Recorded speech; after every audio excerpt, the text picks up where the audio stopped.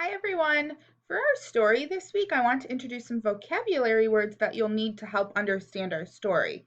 So our first vocabulary word that you'll see in our story at the amusement park is slowly. So let's take our arms and move them slowly. Not too fast. Do it with me. Good job.